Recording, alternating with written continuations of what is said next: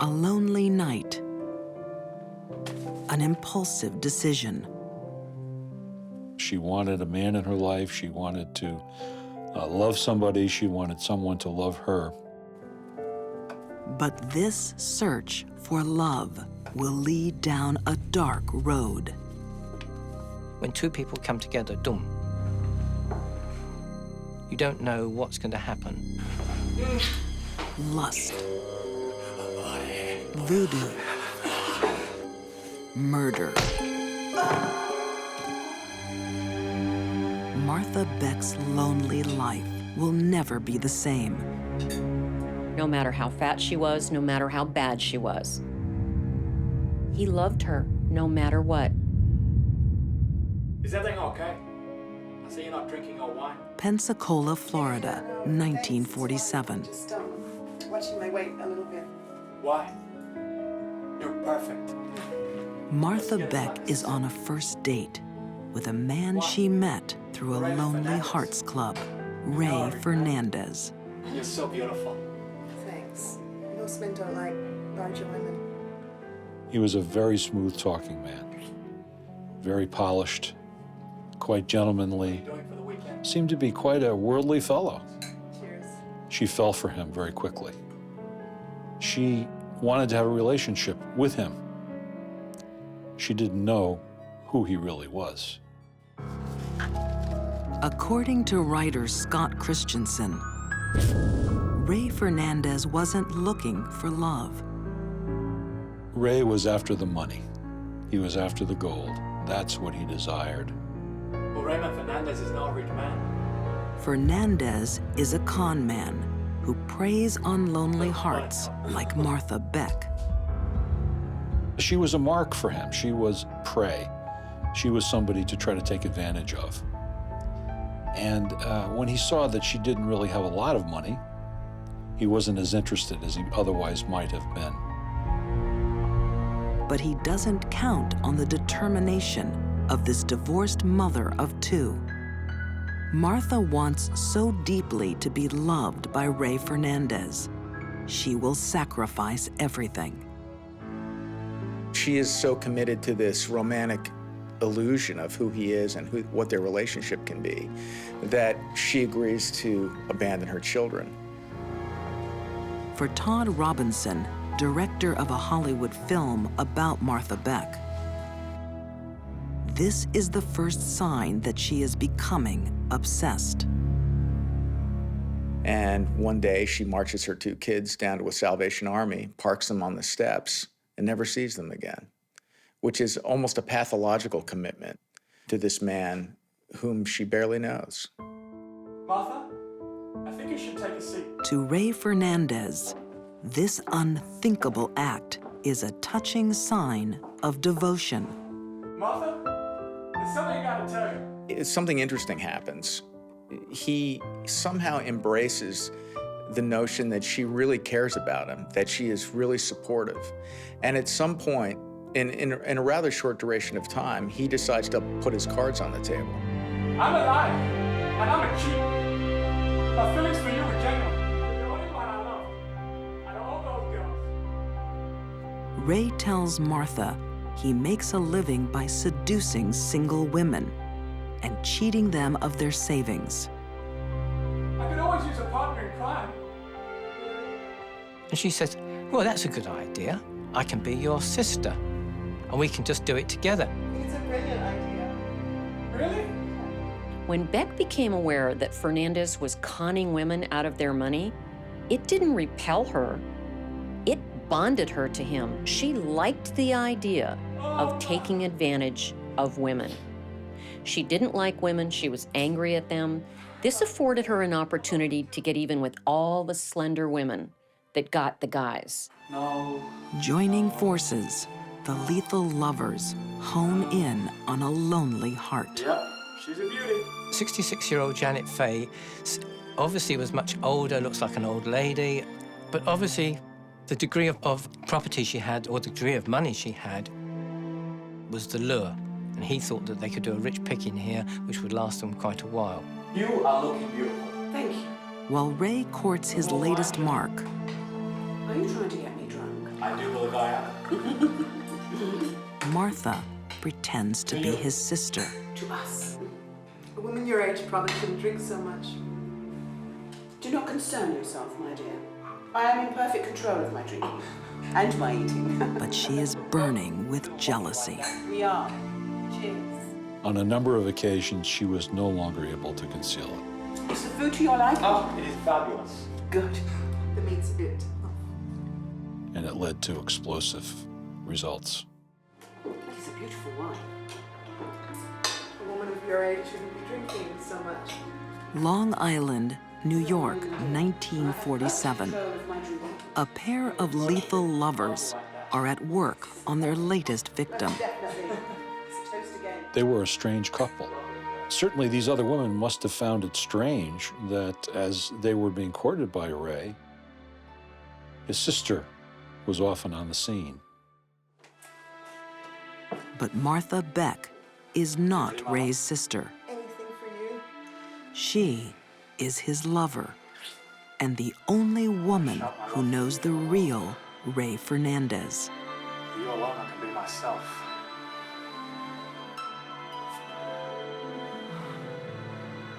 When he was a young man, when he was on a ship once, a hatch of the ship closed on the top of his head, and the accident was so severe that he lost a lot of his beautiful, dark, thick hair. And that had a profound effect on him. There was this self-loathing part of him, this man that felt ugly and destroyed. Ray's revelation only makes Martha desire him more. Martha loved Ray. She did not want to share Ray with anyone. Martha Beck's powerful desire puts her on a collision course.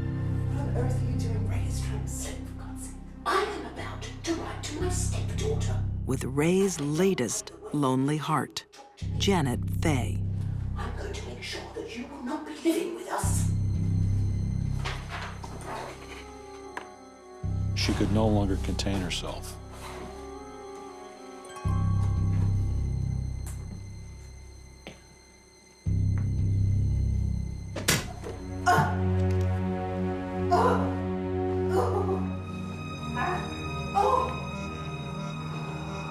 What have you done? She was bleeding profusely. It was a head wound, but she wasn't dead.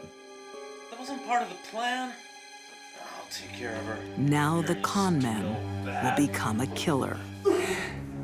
So Ray ultimately strangled her to death.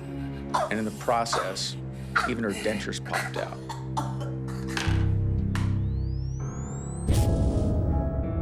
The lethal lovers dispose of Janet's body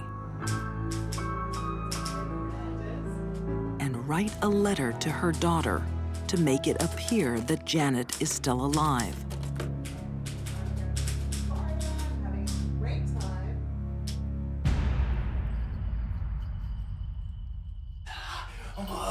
High on the thrill of killing, Ray shares a new secret with Martha. Voodoo.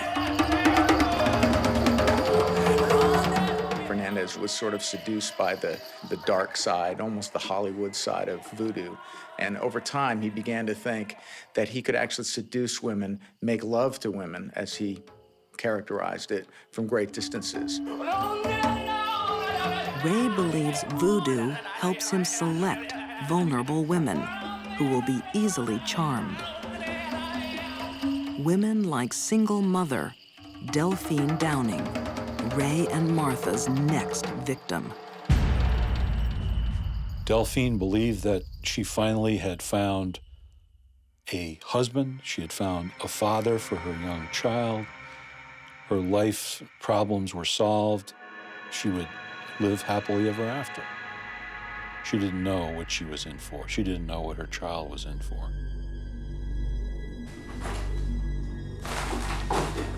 Oh my God, you're bald! There's no need to act like that, Delphi, just because I'm going bald. That's a men go bald. She came upon Ray without his toupee, and this absolutely stunned her. She could see that this man was a fraud, that she was being duped, and she became furious, and she tried to throw him out of the house. You're an imposter, and I want you and your sister out of my house immediately. Delphine's reaction strikes at the core of Ray's insecurity. This is my house. I'll speak to you. Ray Get out of my way. discovered a gun that was in the house. He put it to her head, and he pulled the trigger. Move out of my way. But now, they have a dilemma. They had removed Delphine, but they still had Raynell, the child, to deal with. The motherless child. I'll take care of the baby. You bury her in the basement. And it was at that point that Martha took the child to the basement and drowned her in a tub. Martha became so evil through her relationship with Fernandez, she actually killed the little toddler child of one of her victims, completely heartless. Martha and Ray's love spawned a callous killing spree. But the police are closing in, alerted by a suspicious letter to Janet Faye's daughter. Ray and Martha actually continued writing letters back to create the illusion that she was alive, but they made a mistake. They were typing these on a typewriter, and Mrs. Faye didn't know how to type. When the police came in, the first thing was not after Delphine. They came in to say, have you heard of Janet Faye? And it was only then that they said, we're going to search this place. And they went down in the cellar when they went through the building, and they saw wet cement. So they knew that something had been buried there. Beneath the cement, the bodies of Delphine Downing and her daughter, Raynell. Janet Faye's body is found in another house on Long Island. After a salacious trial that lasted 44 days, Fernandez and Beck were ultimately convicted of capital murder in the first degree. Even under the weight of a death sentence, their love lives on. They continued to have a very tumultuous relationship even after their conviction in the death house, sending letters back and forth, expressing jealousy and being angry at one another and then making up, and in the end, ultimately expressing love for one another. Martha Beck's desire for Ray Fernandez had taken away her children, her compassion, and her liberty. Now, in the infamous Sing Sing death house, it would finally take her life. Martha's execution was one of the most horrific in the history of the death house. It took 4 applications of electricity to finally kill her. She struggled a great deal before she ultimately was pronounced dead. It's 1964 in upstate New York. Newlyweds Tim and Wanita Hoy look forward to the birth of their first child.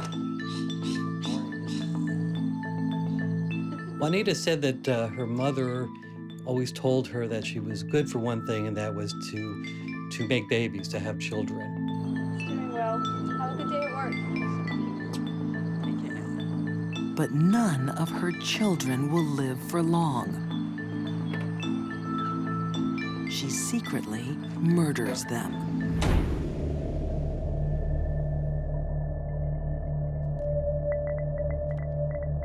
Her first victim is 3-month-old Eric.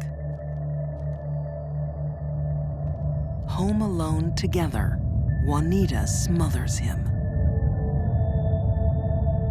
Smothering an infant is, unfortunately, a very easy thing to do, and it shows no marks.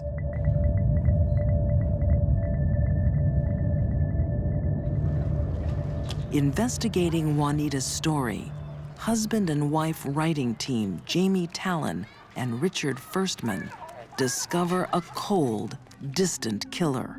Wanita didn't seem to grieve as you would expect a mother to grieve.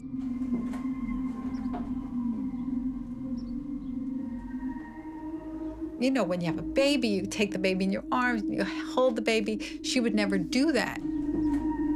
She was very distant. If you look at pictures, she kept them, you know, at arm's distance. At the time, Wanita's coldness goes unnoticed. 3 years later, she strikes again, taking 2 lives in just 2 weeks. Her 6-week-old daughter and her 2-year-old son. I don't think you can even call her a mother. Anybody who takes their children away cannot be called a mother. No one suspects Wanita, especially her husband, Tim. Instead, murder is misdiagnosed as illness, a frightening new disease taking young children in their sleep. The doctors call it SIDS. SIDS is sudden infant death syndrome. And basically, this is a diagnosis that is given to children under 1 year of age who die in their crib, who die while they're asleep.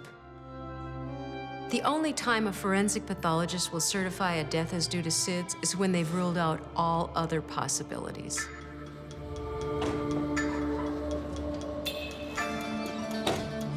Doctors are left trying to explain the deaths rather than police.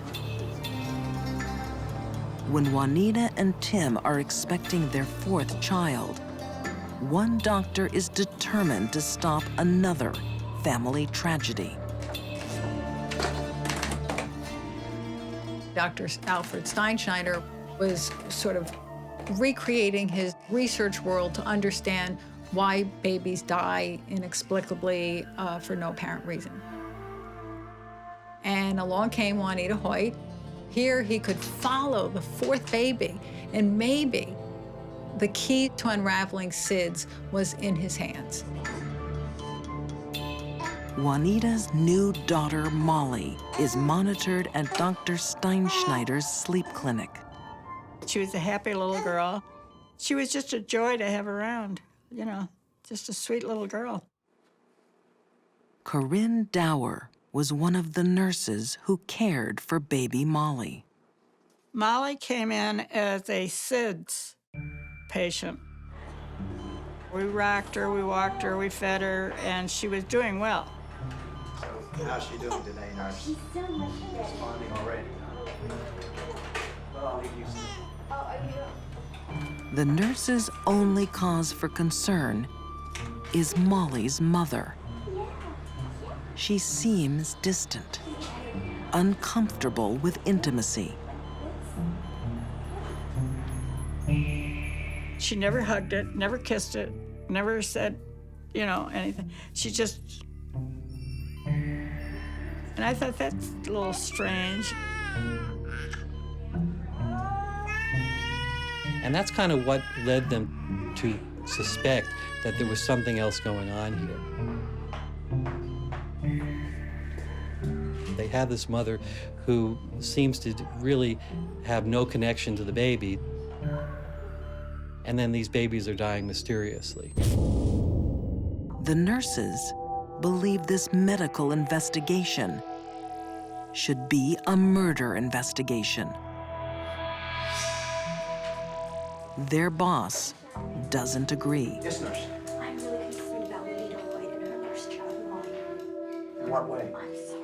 The nurses were very vocal in expressing to Dr. Steinschneider what they felt was going on here.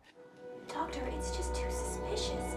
And several of them went to him and said flat out that she's killing her babies. What are you basing this on, feeling or facts?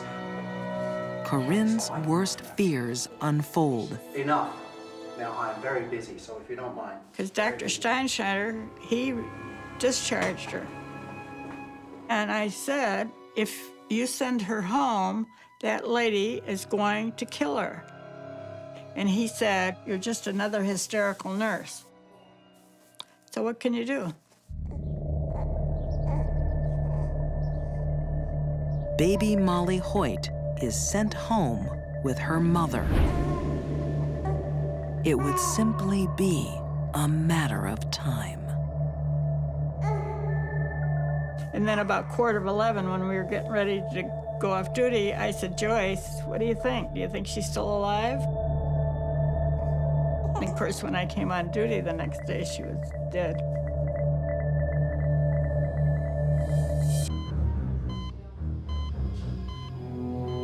Wanita Hoyt has mysteriously lost 4 children in 4 years. Her doctor blames sudden infant death syndrome. Wasn't he adorable? Her nurses have the correct diagnosis. This mother is a killer. The nurses suspected it, but they had no power to investigate. Look, I've heard enough. And people didn't want to believe that a mother would kill her own children. When Wanita has her 5th child, SIDS researcher Dr. Alfred Steinschneider thinks he is on the cusp of medical history. He was looking for families with these multiple deaths because he wanted to bring the next child into the laboratory to see if there was any way that they could figure out why babies die of SIDS. The doctor is developing a breakthrough theory that SIDS is hereditary. Wanita Hoyt's tragedy seems the perfect case to prove it. See you, big fella. After monitoring the newborn in his clinic, he sends him home with his mother. The nurses protest. But Dr. Steinschneider is determined to prove his theory.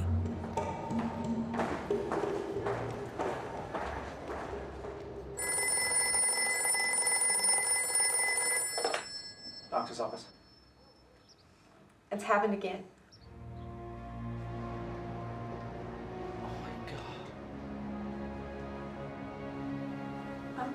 Is there something wrong, Doctor?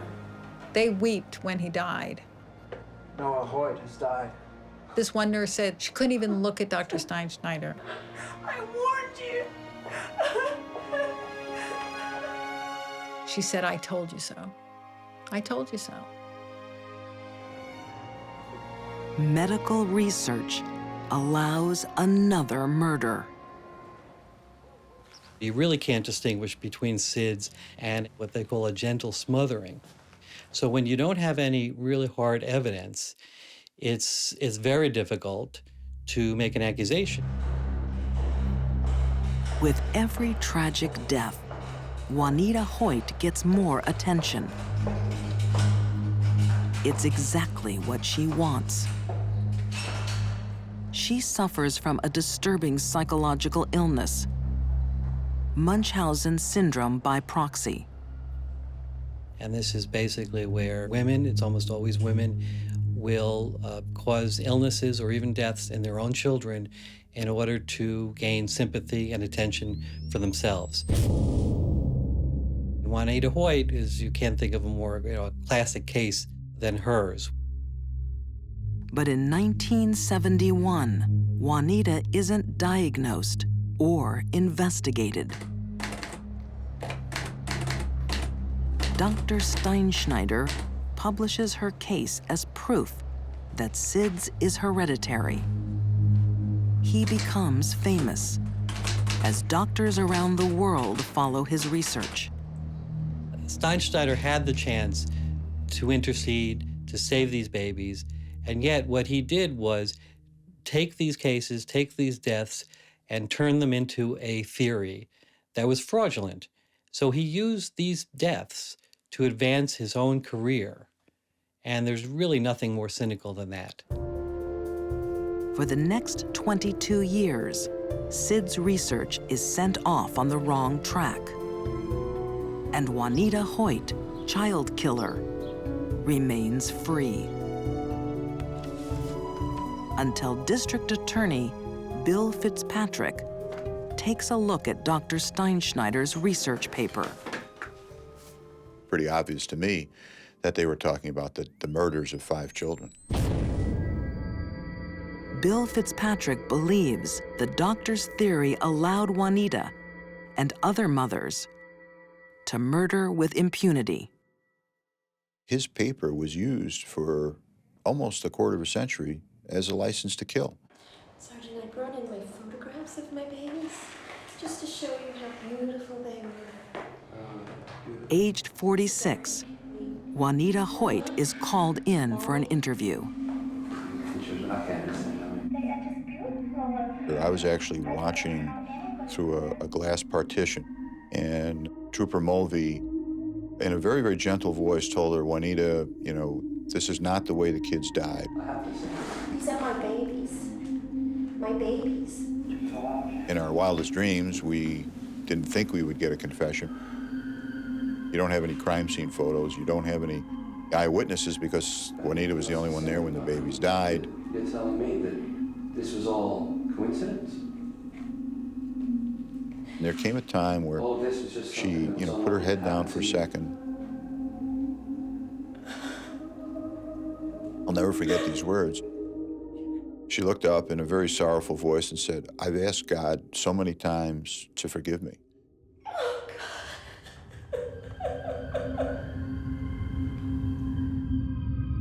In 1995, Wanita Hoyt is convicted of 5 murder counts and sentenced to 75 years in prison. Dr. Steinschneider's theory is in tatters. SIDS does not run in families, but murder does.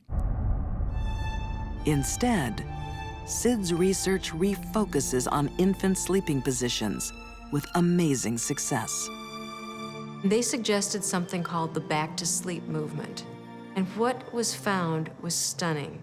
The incidence of SIDS dropped from 5.6 per 1,000 deaths to less than 0.5 per 1,000 deaths. In other words, only 1 infant death in 2,000 births. This has been amazing. In 1998, Wanita Hoyt died in prison of cancer. This murderous mom helped mislead SIDS researchers, costing countless lives.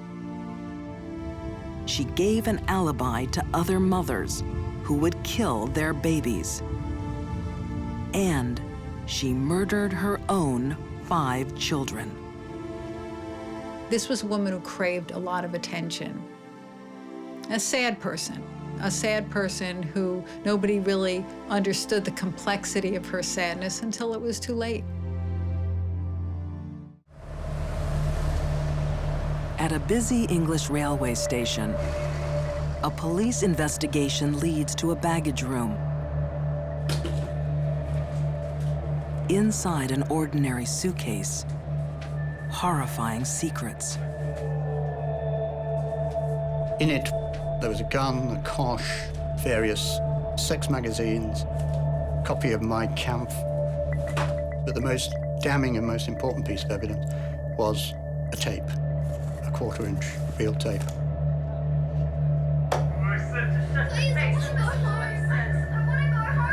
On the tape, a terrified girl begs for her life.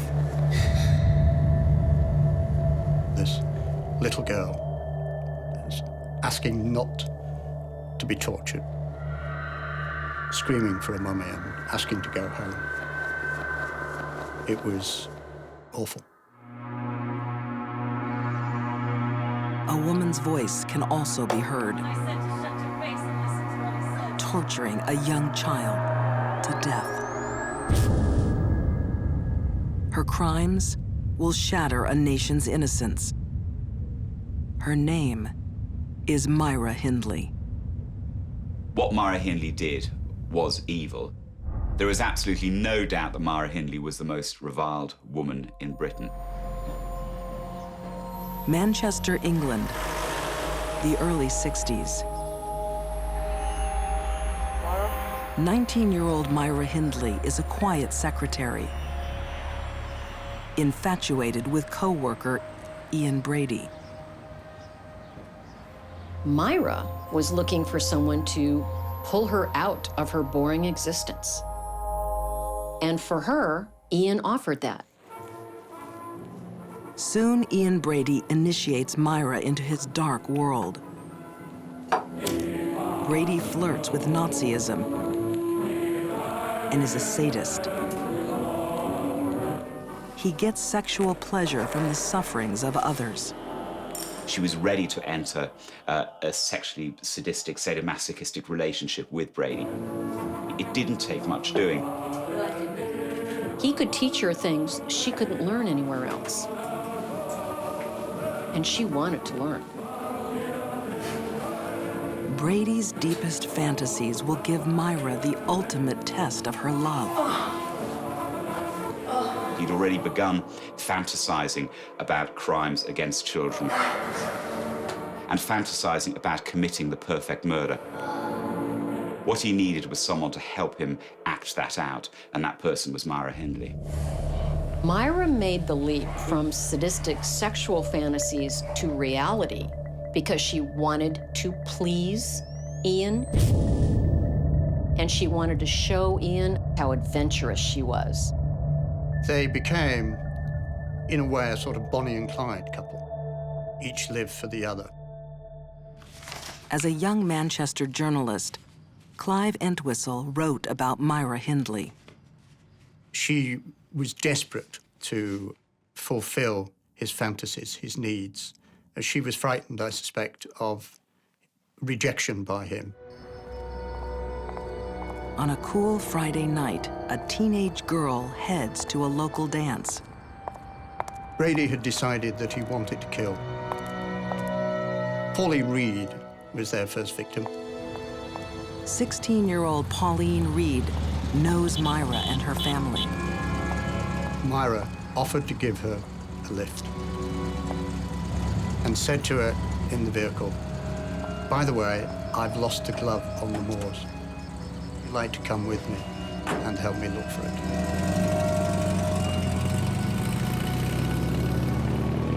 And that's how they got Pauline to the moors.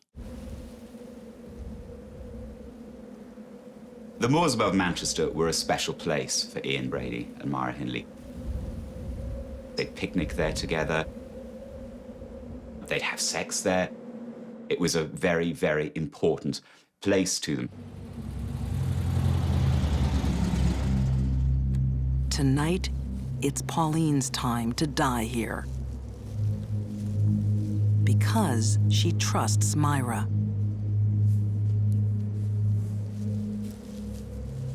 Ian Brady was awkward. He was not the kind of person a child would trust. There's no way they'd have got into a car with him. Without Myra, he would never have become the mass killer that he did.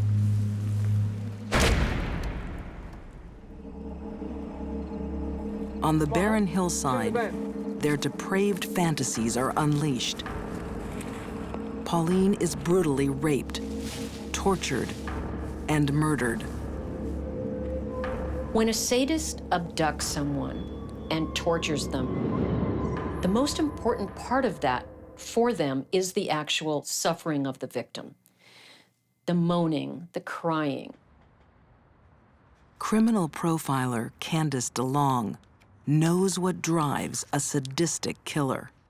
By the time the victim finally becomes unconscious, oftentimes what we see is that is when the offender kills them. And kills them quickly. For them, the party's over. Under his wicked spell, Myra silently watches her lover until Pauline's body is completely buried.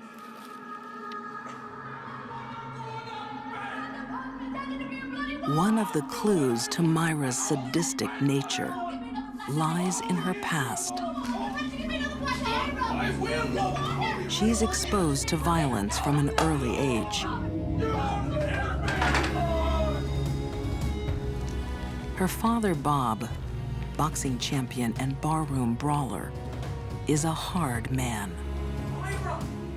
He used to beat her a lot. Her father was a very, very powerful influence on her life. What happened to you? She'd had basically a very tough personality type to start with. Keep them up. No, you do it to me. If you then combine that with a violent childhood, a childhood in which someone is taught how to fight, how to be aggressive, Hit me, Lou. Come on. then you end up with an unusual personality type. No. That's what I'm talking about. Myra fell in love with Ian because she was comfortable with violent, explosive men. In fact, she was attracted to them. For her, Ian equaled daddy, and she always wanted daddy's love. It's a love that Myra will kill for. The bringing together of Myra Hindley and Ian Brady unleashed an appalling set of criminal acts.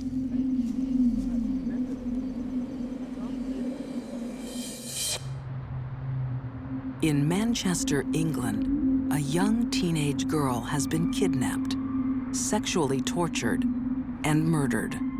The fact that children were being abducted and killed was incomprehensible to the ordinary man and woman in the street.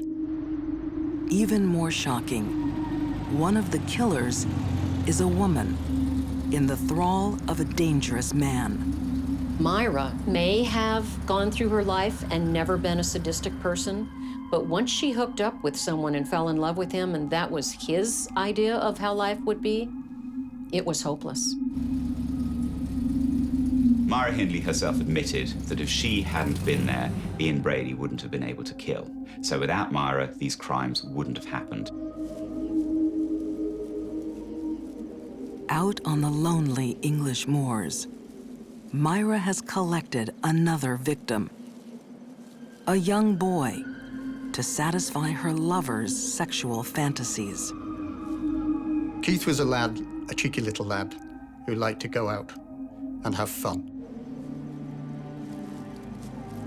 12-year-old Keith Bennett is one of 4 children Myra and Ian will bury here.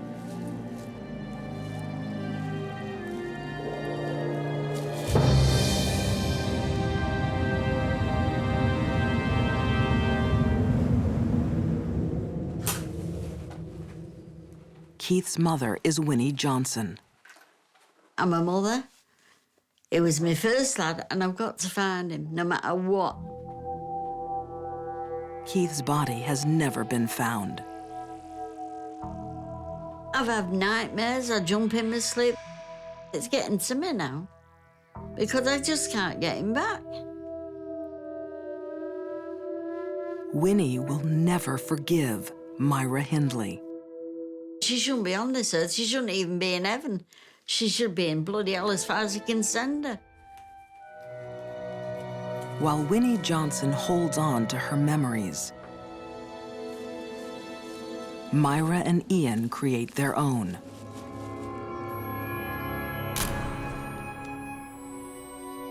Their photos hold a grim secret.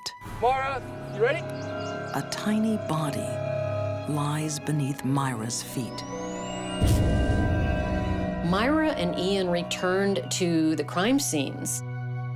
The question is, why are they returning? In the case of a sadist, they return to relive the memories.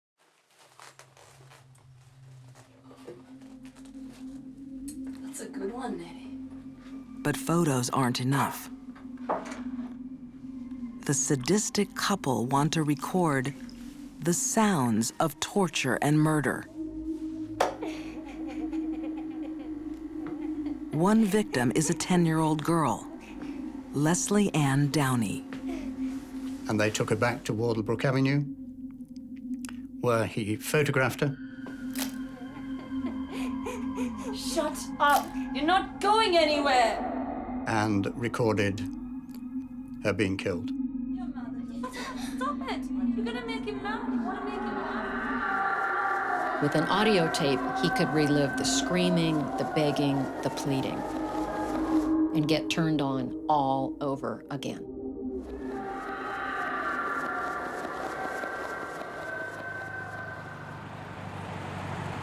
Cold, confident, and insatiable, Myra and Ian's killing spree becomes bolder.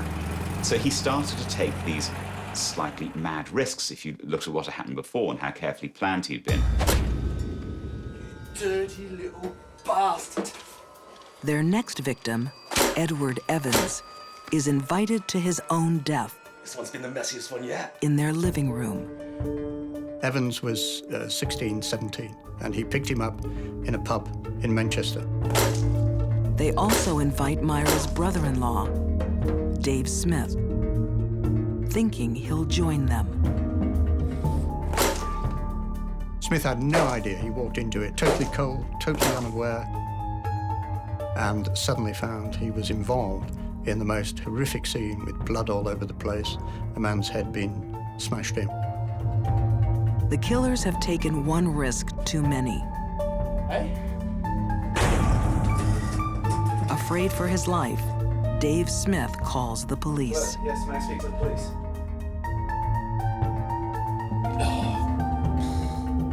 Edward Evans' body is discovered in Ian and Myra's home, along with a clue that will expose Myra and her lover as sadistic serial killers.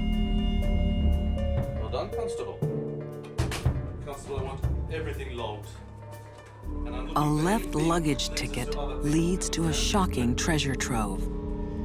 Listen to this one later. They kept trophies in suitcases, which were then, after their arrest, found at Manchester Central Station. And in there, of course, was a tape recording of Leslie Ann Downey, and that proved what they'd done. Did you not hear me the first time when I said to shut your face and listen to what he says? I want to go home, please. Be quiet. Do you not speak English? When they played the tape in court, you could have heard a pin drop.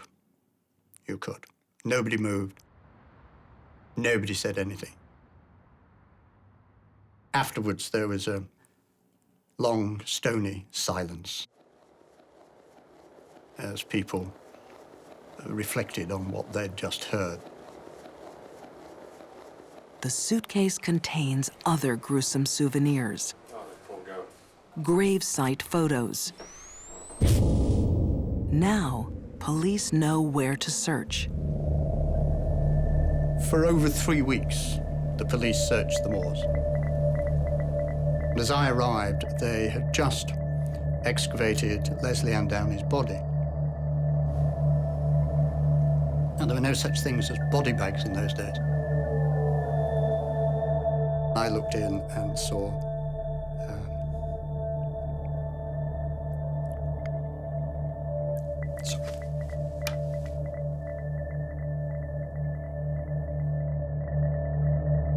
Despite their denials, the evidence is overwhelming. In May 1966, Myra Hindley and Ian Brady are jailed for life for 5 horrific murders. Hindley, if she had said, I was under his influence, and I was afraid he'd kill me if I didn't carry it out, could probably have ended up giving evidence against Brady and walked free. But she didn't. She just sat, cold-faced, and wouldn't say a word. It takes Myra 20 years to admit to the killings. In 2002, she dies in jail of respiratory failure. After her funeral, Myra Hindley's ashes are scattered over the wild moors, where she and Brady made love and killed.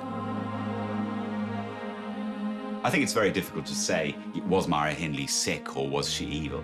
She had a violent father. She met a sexually sadistic man who desperately wanted to be a serial killer. All those things came together and made her carry out some evil, appalling crimes.